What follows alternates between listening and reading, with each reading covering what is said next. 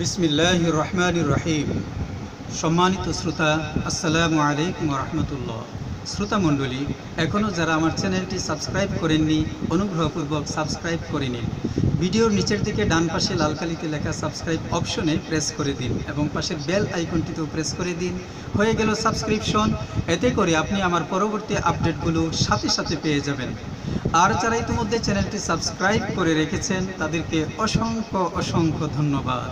শ্রোতা মণ্ডলী, আজকের আলোচনার বিষয় হারিস বের হয়ে যাওয়ার কারণ ও তার চিকিৎসা। শ্রোতা মণ্ডলী, সাধারণত কৃমি, অর্শ, মলদার চুলকানো, শরীরে কোনো উদ্বেগ হওয়ার পর তা শরীরে বসে যাওয়া, পেটে মল বেশিক্ষণ ধরে জমে থাকা, আফিম বা এ জাতীয় কিছু খাওয়া, আমাশয়, উদরাময়, কোষ্ঠকাঠিন্য অনেক দিন ধরে লেগেই থাকা, মলত্যাগের সময় বেশি কুদ দেওয়া ইত্যাদি কারণে পায়খানার দরজা দিয়ে রেকটাম অর্থাৎ সরলান্ত্র বা হারিস বা গগ্গুল বের হয়ে যায়। শ্রোতা, এবার চলুন এর চিকিৎসা সম্পর্কে আমরা আলোচনা করি। এর চিকিৎসায় 6টি ওষুধের প্রয়োজন হয়। প্রথম 3টি ওষুধ হচ্ছে: 1. ক্যালকেরিয়া ফস 12X, ক্যালকেরিয়া ফস 12X। 2. Calcarea floor 12X, 2. Calcarea floor 12X। 3. Natrum Muir 12X, 3. Natrum Muir 12X। এই 3টি ওষুধ হোমিওপ্যাথিক ফার্মেসি থেকে 30 গ্রাম করে সংগ্রহ করে নেবেন এবং প্রত্যেকটি ওষুধ 5টি করে দিনে 3 বার সেবন করতে হবে। সকাল, দুপুর, রাত খাবার খাওয়ার আধা ঘন্টা পর সেবন করতে হবে। এই 3টি ওষুধ একটানা 3 সপ্তাহ অর্থাৎ 21 দিন সেবন করতে হবে। এর সাথে সাথে আরও 3টি ওষুধ পর্যায়ক্রমে সেবন করতে হবে। বাকি 3টি ওষুধ হচ্ছে: 1. Nux vom 1M, nux vom 1M।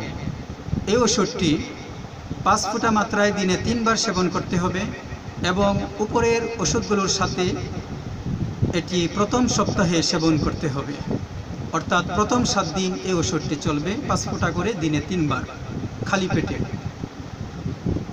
2.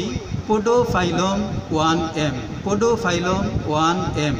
এই ওষুধটিও 5 ফুটা করে দিনে 3 বার সেবন করতে হবে দ্বিতীয় 7 দিন অর্থাৎ পরের সপ্তাহে।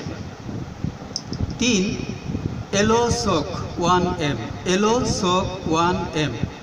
এই ওষুধটিও 5 ফুটা করে দিনে 3 বার সেবন করতে হবে শেষের 7 দিন অর্থাৎ তৃতীয় সপ্তাহে।